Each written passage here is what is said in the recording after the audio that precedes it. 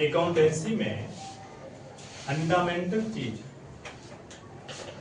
जो Lucas Pacioli के द्वारा अकाउंटिंग के लिए बताया गया डबल एंट्री सिस्टम, किसी भी एग्जाम में एमसीक्यू पूछता है डबल एंट्री सिस्टम के फादर को, डबल एंट्री सिस्टम का आविष्कार कहाँ हुआ, डबल एंट्री सिस्टम का आविष्कार कब हुआ, डबल एंट्री सिस्टम क्या है और क्यों आविष्कार हुआ, किस रीजन से इसका आविष्कार है ना। इस एंट्री सिस्टम से पहले हमारे यहाँ सिंगल एंट्री सिस्टम था, जिसमें ट्रांजैक्शन से संबंधित एक पक्ष को लिखने का कार्य किया जाता था। इसमें यदि गलत कुछ लिखा गया तो उसे पकड़ पाना पॉसिबल नहीं था। इसके कारण व्यवसाय के द्वारा मांग किया जाने लगा कि एक ऐसा पद्धति आए जिसमें सामान्य त्रुटि को हम आसानी से पकड़ सकें या त्रुटि की संभावना कम हो। सिंगल एंट्री सिस्टम में जो मैथमेटिकल एरर है, उस एरर के समाधान के लिए डबल एंट्री सिस्टम का आविष्कार। इनका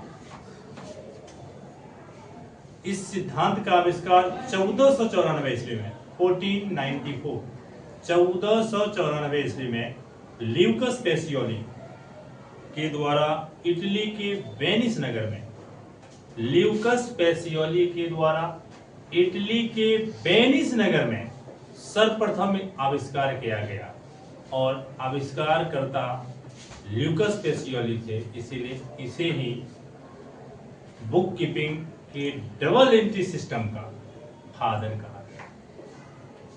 बुक कीपिंग के डबल एंट्री सिस्टम का फादर ल्यूकस पेसियोली को कहा गया। सर्वप्रथम इन्हीं के द्वारा 1494 ईस्वी में इस सिद्धांत का प्रतिपादन किया गया और ये इटली के वेनिस नगर के निवासी थे। और क्यों आविष्कार किया गया? इससे पहले जो सिंगल एंट्री सिस्टम था उसमें कुछ मैथमेटिकल एरर जो सामान्य प्रकृति का होता था उसे पकड़ पाना संभव नहीं था, अतः उसके सुधार हेतु डबल एंट्री सिस्टम का आविष्कार। अब डबल एंट्री सिस्टम के अंतर्गत लेखा करने के लिए लेखे को दो भाग में बांटा गया, एक पर्सनल और दूसरा इम्पर्सनल। पर्सनल जो हम लिखा चुके हैं, व्यक्ति, संस्था, निगम और से संबंध रखने वाले को पर्सनल अकाउंट, और इम्पर्सनल अकाउंट जो रियल और नॉमिनल से संबंध रखता है वह इम्पर्सनल अकाउंट, और जिसके लिए हम रूल ऑफ डेबिट क्रेडिट का दिए। फिर हम जर्नल पढ़ाए, लेजर पढ़ाए, ट्रायल बैलेंस पढ़ाए, अकाउंटिंग स्टैंडर्ड क्या होता है, अकाउंटिंग इक्वेशन क्या होता है, ये चीज बताए। अब 4 ऑप्शन दे देता है और एबीसी में उसका 4 ऑप्शन क्वेश्चन पूछ दिया, इनमें से कौन सही इक्वेशन है, इनमें से कौन सही इक्वेशन है। एसेट्स बराबर लायबिलिटीज, ठीक है, और इसी तरह 2-3 अल्टरनेट दे देगा। सबसे सही हम बैलेंस शीट अभी भी बनाए हैं, क्या देखे हैं, जितना एसेट्स का टोटल होता है उतना ही लायबिलिटीज का टोटल होना चाहिए। तो सही इक्वेशन होता है एसेट्स इक्वल टू लायबिलिटीज, ठीक है। बाकी इसमें 4-5 तरह का और है जो हम क्लास बुक में कर दिए। तो क्लास 12th में भी अकाउंटिंग स्टैंडर्ड, जैसे अभी कैश फ्लो स्टेटमेंट के लिए अकाउंटिंग स्टैंडर्ड कौन सा है, हम लोग अभी पढ़ रहे हैं कैश फ्लो स्टेटमेंट, तो उसका अकाउंटिंग स्टैंडर्ड कौन सा है पढ़ाए थे हम, पहला दिन ही बताए थे कि आपको माइंड में सेट रखना है कि कैश फ्लो स्टेटमेंट में 3 शब्द स्टेटमेंट।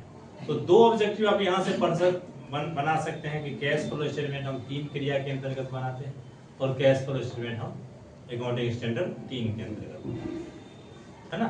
तो कैश फ्लो स्टेटमेंट के लिए लेखा मानक 3 है, लेकिन उसी में डिप्रिसिएशन के लिए कौन सा है, स्टॉक के लिए कौन सा है, फिक्स्ड एसेट्स के लिए कौन सा है ना, तो वहां फंस जाइएगा। तो ये सब थोड़ा सा एमसीक्यू, चूंकि खास करके बिहार बोर्ड में एमसीक्यू ज्यादा पूछता है। तो एमसीक्यू ये सब फंडामेंटल चीज है, इससे आते रहता है। और दूसरी महत्वपूर्ण बात है कि आप जैसे इंटर पास आउट होते हैं, जस्ट सीयूईटी का आप एग्जाम देते हैं कि अच्छा यूनिवर्सिटी मिले, अच्छा रैंक आए, अच्छा यूनिवर्सिटी मिले। तो अच्छा रैंक आएगा किस पर? जब आपका परीक्षा अच्छा जाएगा सीयूईटी का, है ना। तो सीयूईटी के एग्जाम में भी ये सब महत्वपूर्ण हो जाता है। इसमें अभी हम पढ़ाए जर्नल, लेजर और ट्रायल बैलेंस। जर्नल को लेखे का प्राइमरी बुक, प्राथमिक पुस्तक कहते हैं। जर्नल और लेजर ये आपका प्राइमरी बुक है, बाकी जितना भी बुक है सब सेकेंडरी बुक होता है, सब सहायक बुक होता है। लेकिन जर्नल और लेजर प्राइमरी बुक है। ये भी एक एमसीक्यू पुस्तक है। तो अभी हम जो क्लास 11th स्टैंडर्ड के लिए किए, वो कॉन्सेप्ट पढ़ाने के बाद अकाउंट का definition, types of account, accounting standard, accounting equation, rule for debit and credit, फिर जर्नल, लेजर और ट्रायल बैलेंस ये किए, जो हमारे लाइव या वीडियो के मूड में भी लगा हुआ है। जो लोग क्लास रेगुलर नहीं रहे हैं वो वहां से भी इसे रिपीट करके अपना क्लास रेगुलर कर सकते हैं। आज जो हम स्टार्ट कर रहे हैं वो क्लास हमारा है फिनेंशियल स्टेटमेंट। इसमें दो शब्द हैं, एक फिनेंशियल और दूसरा स्टेटमेंट। फिनेंशियल मतलब रुपया पैसा धन दौलत से संबंधित, और स्टेटमेंट मतलब विवरण। वह अकाउंट जिसमें हम कुल क्या नगद लेन देन किए, कुल क्या उधार लेन देन किए, किसके यहाँ क्या बाकी है, किससे क्या लेना है, हमारा एसेट हमारे लायबिलिटीज के बराबर है या नहीं है, इस बात की जानकारी हम प्राप्त करते हैं। वह statement financial statement. Financial statement को 11th स्टैंडर्ड में दो पार्ट में बांटा है, एक फाइनल अकाउंट विदाउट एडजस्टमेंट और दूसरा फाइनल अकाउंट विथ एडजस्टमेंट। और विदाउट और विथ से पहले हमें देखना है कि इसका नाम क्या रखा है, फाइनल अकाउंट। फाइनल मतलब अंतिम, है ना, फाइनल है, अब इसके बाद कुछ नहीं, मतलब ये लास्ट है, अंतिम है। इस खाता को अंतिम क्यों कहा? यह वह खाता है जो एक फिनेंसिंग ईयर के अंत में यह जानने के उद्देश्य से तैयार किया जाता है कि बिजनेस जो हम किए उसमें लाभ हुआ या लाभ हुआ तो किस किस मदों पर, हानि हुई तो क्यों हुई। ये कब बनाते हैं? तो फिनेंसिंग ईयर के अंत में। ईयर हमारा अंत होता है तब जाके हम बनाते हैं, और इसके बाद उस बिजनेस का कोई अकाउंट नहीं बनता है।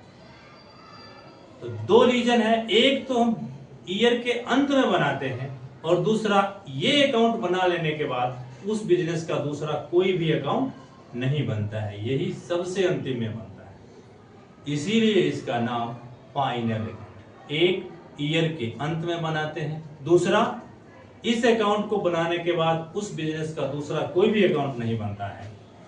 तो ये दो रीजन है जिसके कारण इस अकाउंट को हम फाइनल अकाउंट कहते हैं। फाइनल अकाउंट के अंतर्गत हम जो खाता तैयार करते हैं वो हमारा होता है ट्रेडिंग अकाउंट। ट्रेडिंग अकाउंट मतलब व्यापार खाता। दूसरा profit and loss account. Profit and loss account लाभ हानि खाता। और तीसरा बैलेंस शीट। बैलेंस शीट, ये तीन तरह का खाता हम तैयार करते हैं। ट्रेडिंग अकाउंट व्यापार खाता वह खाता है जिसमें एक संस्था के जो भी डायरेक्ट इनकम या डायरेक्ट एक्सपेंसेस, डायरेक्ट इनकम या डायरेक्ट एक्सपेंसेस है उसे लिखते हैं, और एक्सपेंसेस और इनकम के डिफरेंस के आधार पर प्रॉफिट या लॉस ज्ञात करते हैं। यदि एक्सपेंस ज्यादा है तो लॉस होगा, यदि इनकम ज्यादा है तो प्रॉफिट होगा, है ना। और चूंकि इसमें सिर्फ डायरेक्ट को टच करते हैं, अभी इनडायरेक्ट हमारा एडजस्ट करना बाकी होता है, इसीलिए इसके रिजल्ट को, इसके डिफरेंस को हम ग्रॉस प्रॉफिट या ग्रॉस लॉस से इंडिकेट करते हैं।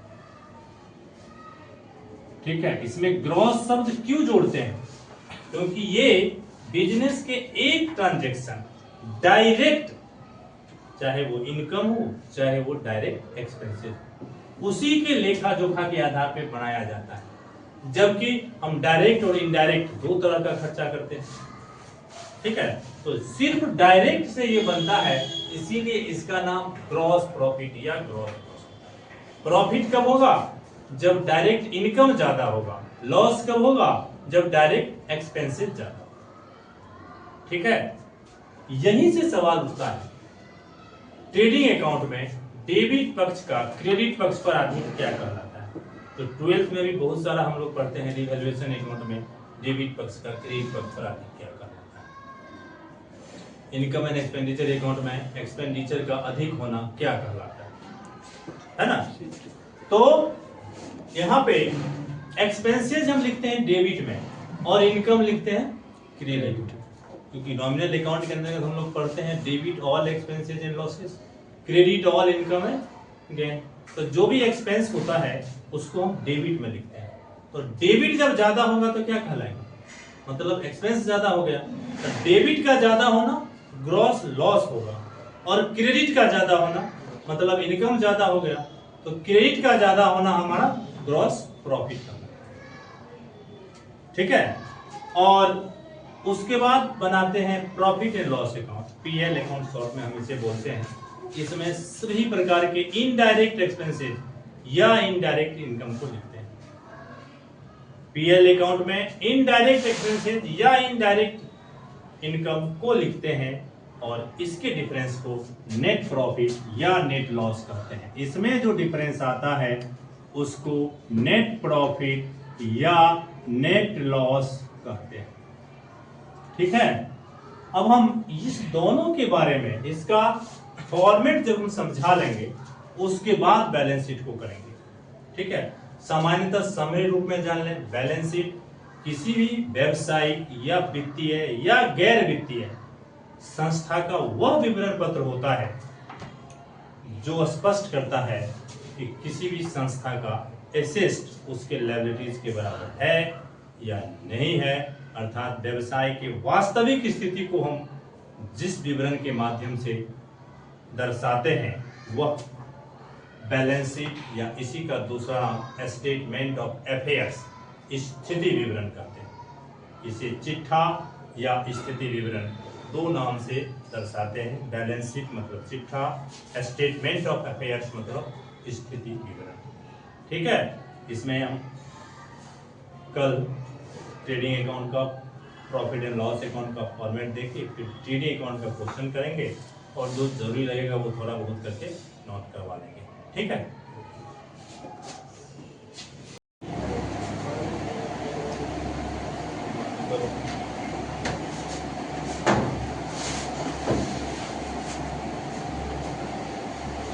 फाइनेंशियल स्टेटमेंट के अंतर्गत जब हम फाइनल अकाउंट बनाते हैं तो पहला काम ट्रेडिंग अकाउंट का होता है, जिसमें हम समझाए सभी प्रकार का डायरेक्ट एक्सपेंसेस या डायरेक्ट इनकम, एक्सपेंसेस को अकाउंट के डेबिट भाग में और इनकम को अकाउंट के क्रेडिट भाग में लिखते हैं, और दोनों तरफ का बैलेंस करते हैं। डेबिट भाग में बैलेंस निकलेगा तो प्रॉफिट, जिसे ग्रॉस प्रॉफिट कहते हैं, क्रेडिट भाग में बैलेंस निकलेगा तो जिसे लॉस, जिसे हम ग्रॉस लॉस कहते हैं। त्रिपुरारी। अब हम फॉर्मेट समझते हैं कि ट्रेडिंग अकाउंट का फॉर्मेट क्या होगा। ट्रेडिंग अकाउंट में कुल कितना चीज हम डेबिट में, कुल कितना चीज हम क्रेडिट में लिख सकते हैं। यहाँ पे trading account of for the year ending लिखने के बाद हम नीचे पार्टिकुलर अमाउंट लिखेंगे,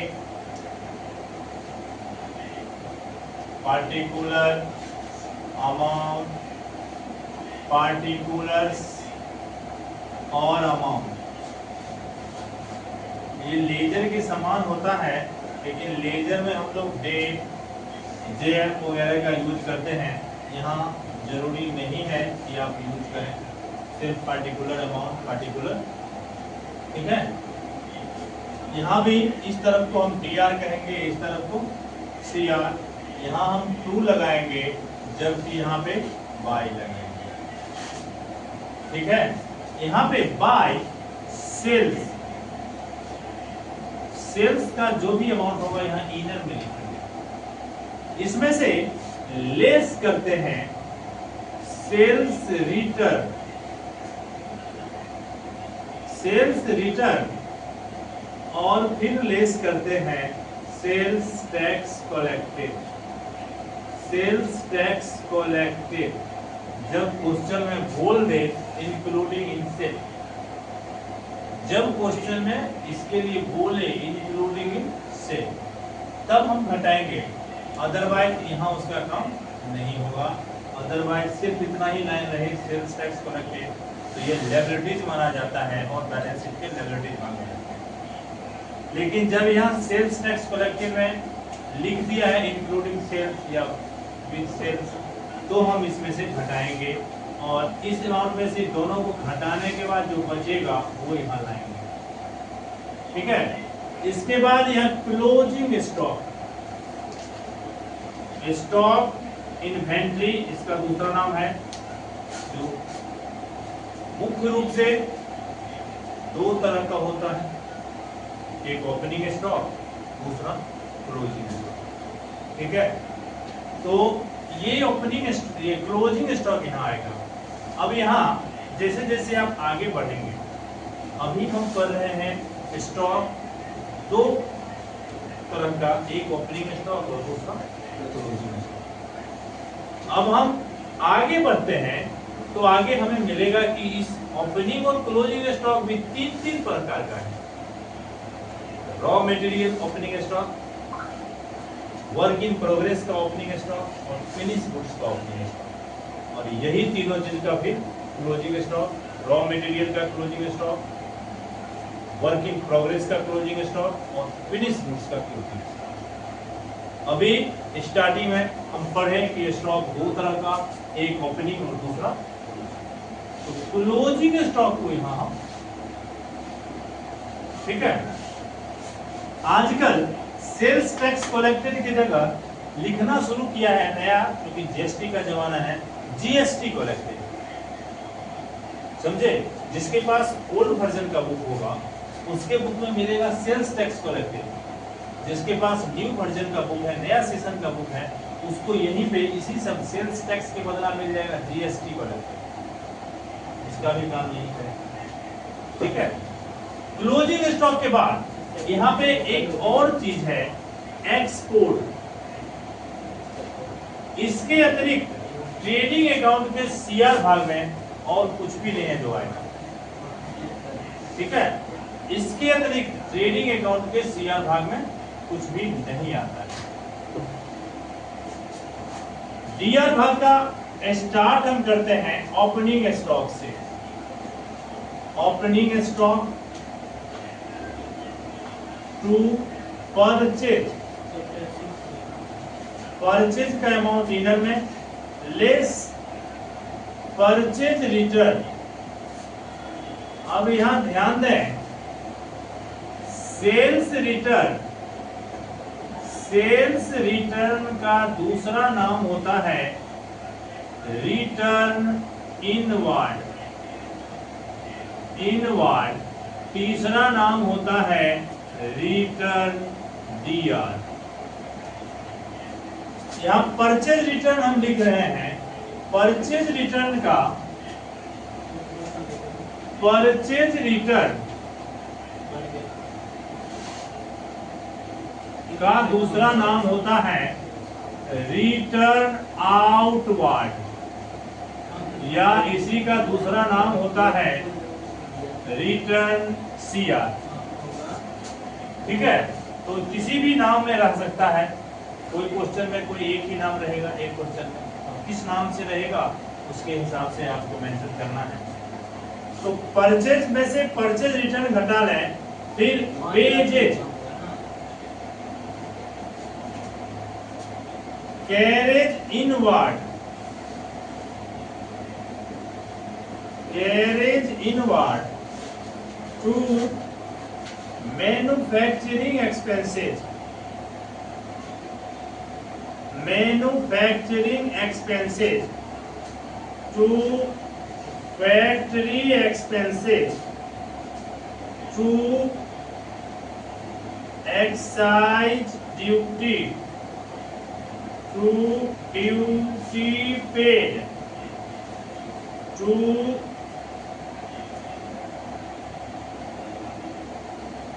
फैक्ट्री रेंट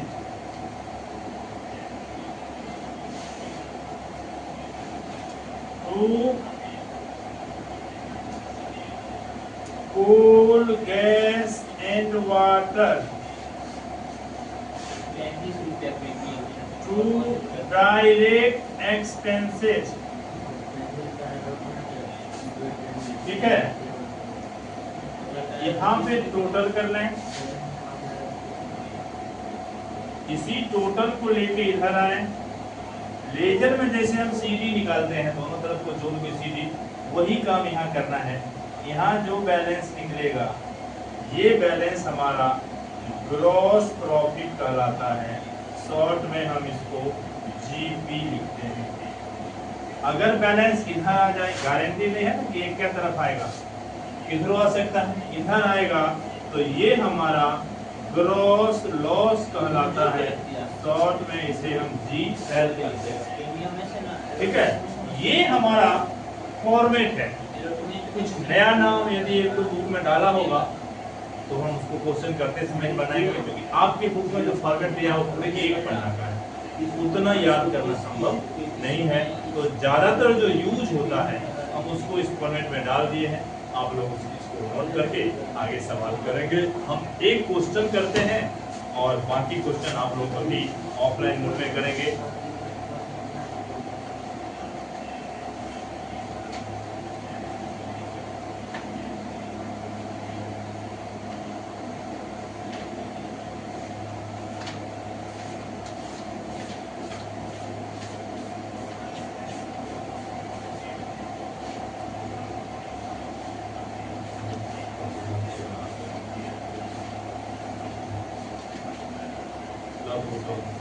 तुम लोग भी निकालो, ई वाला बुक में, नई का बुक में आपका 646 पेज में है।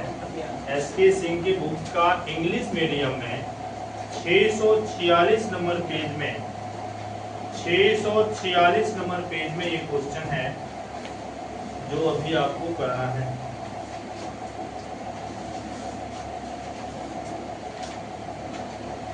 हिंदी मीडियम वाले में इसका पेज संख्या है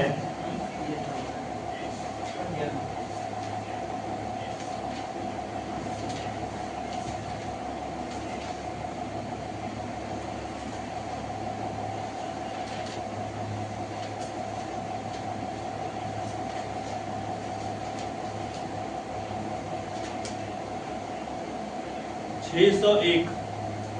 क्वेश्चन जो दिया गया है वो 601 में है। ठीक है, चलिए पकड़िए, बीच में बुक रख। पहला क्वेश्चन बता रहा है from the following information, from the following information prepare trading account for the year ending on 31st March 2023। From the following information, prepare trading account for the year ending on 31st March 2023.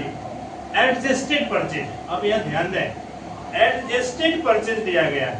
अब ये इस line को हमें समझना पड़ेगा। Adjusted purchase पहला ही question है और adjusted purchase दे दिया है। ये क्या है?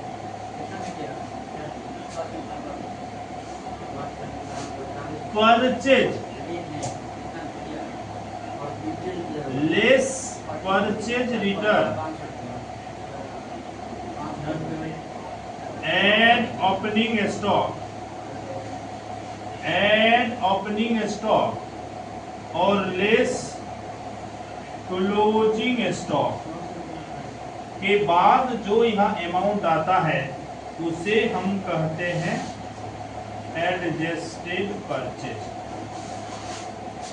ठीक है, परचेज में परचेज रिटर्न घटा लेते हैं, फिर उसमें ओपनिंग स्टॉक को जोड़ देते हैं और क्लोजिंग स्टॉक को घटा लेते हैं, तब जो हमारा अमाउंट ज्ञात होता है उसका नाम होता है एडजस्टेड परचेज। तो ये एडजस्टेड परचेज में आप क्या देख रहे हैं, ऑलरेडी ओपनिंग और क्लोजिंग मेंशन हो चुका है, परचेज रिटर्न मेंशन हो चुका है, परचेज ऑलरेडी मेंशन हो चुका है। तो जब हम इस नाम को लिखेंगे, इस सभी नाम का ट्रेडिंग अकाउंट में कोई महत्व नहीं रहेगा, अर्थात इससे मिलता जुलता नाम ट्रेडिंग अकाउंट में नहीं लिखेंगे। ठीक है, तो पहला लाइन है एडजस्टेड परचेज, तो इसे हम जब लिखेंगे तो ओपनिंग स्टॉक, क्लोजिंग स्टॉक ये सब नहीं लिखाएगा। दूसरा लाइन फ्राइट एंड कैरेज है। ठीक है, सेल्स रिटर्न है, क्लोजिंग स्टॉक इसे हम नहीं लिखेंगे। वेजेज है, वर्क्स एक्सपेंसेज है, वर्क्स मतलब भी कारखाना होता है, फैक्ट्री जैसे होता है फैक्ट्री एक्सपेंसेज मतलब कारखाना व्यय, उसी तरह वर्क्स एक्सपेंसेज मतलब कारखाना व्यय। आगे सैलरी है और रेंट है, सॉरी सेल्स है और रेंट है। अब दुर्भाग्य देखिए, रेंट तो प्रिंट कर दिया लेकिन इसका अमाउंट मिस प्रिंट कर दिया। देखें तो हिंदी मीडियम वाले में रेंट का अमाउंट है नहीं है, तो इस रेंट को भी आप मान सकते हैं कि गलती से प्रिंट हो गया, क्योंकि रेंट ट्रेडिंग अकाउंट का चीज नहीं होता है। ट्रेडिंग अकाउंट में हम फैक्ट्री रेंट लिखते हैं, सीधा जो रेंट होता है वो जाता है प्रॉफिट एंड लॉस अकाउंट, इसीलिए ये नाम छप गया है, अमाउंट मिस प्रिंट है, रहता भी तो इस रेंट का काम ट्रेडिंग अकाउंट में नहीं करते, क्योंकि रेंट डायरेक्ट एक्सपेंसेस होती है, इनडायरेक्ट एक्सपेंसेस होता है, डायरेक्ट एक्सपेंसेस नहीं होता है। तो दिया गया जो चीज है उसमें देखें, सेल है कितना 6,30,000, सेल हम यहाँ लिखते हैं CR भाग में, सवाल पे ध्यान दो, सेल का अमाउंट यहाँ इनर में लिखेंगे। इसमें से क्वेश्चन में से ढूंढेंगे क्या है, लेस क्या करना है, सेल्स रिटर्न, तो ढूंढेंगे सेल्स रिटर्न है 10,000। ठीक है, तो 6,30,000 में से 10,000 घटा लेंगे, जो बचेगा यहाँ लिख देंगे। चूंकि क्वेश्चन में परचेज के जगह एडजस्टेड परचेज दे दिया, जिस अमाउंट में ऑलरेडी हम अभी समझाए कि ओपनिंग क्लोजिंग सब ऐड रहता है, लेस रहता है ना, यानी ओपनिंग क्लोजिंग का वर्क हो चुका रहता है, इसलिए हमें ओपनिंग क्लोजिंग तो लिखना नहीं है, इसलिए इस सवाल में ना तो यहाँ क्लोजिंग स्टॉक लिखेंगे ना तो ओपनिंग लिखेंगे, परचेज की जगह क्या लिखेंगे, एडजस्टेड परचेज, इसीलिए परचेज रिटर्न का भी कोई सवाल नहीं है। एडजस्टेड परचेज लिखने के बाद फिर क्या लिखेंगे, वेजेज, उसके बाद लिखेंगे फ्राइट एंड कैरेज, फिर लिखेंगे वर्क्स एक्सपेंसेस।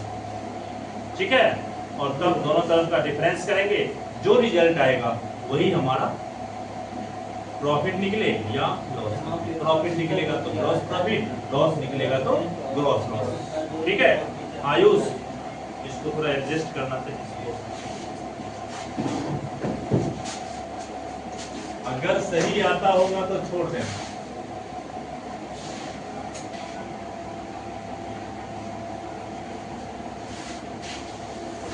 यहाँ पे सवाल में देखें, from the following information prepare trading account for the year ending on 31 March 2023। Business किसका है उसका नाम नहीं है, इसीलिए यहाँ डॉट डॉट ही रहेगा, लेकिन फॉर द ईयर एंडिंग क्या है 31 मार्च 2023, तो यहाँ लिखेंगे 31 मार्च 2023। यहाँ पे by sales 6,30,000, less return, sales return दिया गया है 10,000 और 6,20,000। यहाँ सेल्स के साथ रिटर्न लिखने का मतलब हुआ सेल्स रिटर्न। ठीक है, ये हो गया कितना 6,00,000 20,000। क्लोजिंग स्टॉक यहाँ नहीं लिखाएगा क्योंकि एडजस्टेड परचेज दिया गया है क्वेश्चन में। ओपनिंग स्टॉक यहाँ नहीं लिखाएगा, एडजस्टेड परचेज ये दिया गया है 5,03,000, 5,03,000। इसके बाद wages 4,000, to wages 4,000, to work expenses 6,000, to freight and carriage 3,000। Cartage है यहाँ, लेकिन कैरेज लिखा गया, तो कर्टेज और कैरेज एक ही चीज होता है। अब यहाँ देखें ये अकेले 6 लाख प्लस है और इसका सबसे बड़ा अमाउंट कितना है 5 लाख प्लस, मतलब तय है कि इधर ज्यादा होगा ना। ये भी देखना होता है कि किधर ज्यादा है, पहले उधर हमें टोटल लिखना होगा। तो इधर ज्यादा है 6,20,000, इधर पूरा हुआ 6,20,000। आप यहाँ लिखते हैं, यहाँ 4 3 7 6 13 3 16, 16 4 20, 20 0 5 1 6, डिफरेंस आएगा 1,04,000। यही 1,04,000, इस तरफ के डिफरेंस को वहां देखें क्या लिखें, ग्रॉस प्रॉफिट है ना, ये हो जाएगा हमारा ग्रॉस प्रॉफिट। ठीक है। और आज अभी आप लोग इसमें दूसरा, तीसरा और चौथा क्वेश्चन इसी ग्रॉस प्रॉफिट से संबंधित है, ये करें। नेट प्रॉफिट का क्वेश्चन के लिए नेक्स्ट टाइम क्लास लेंगे। ठीक है।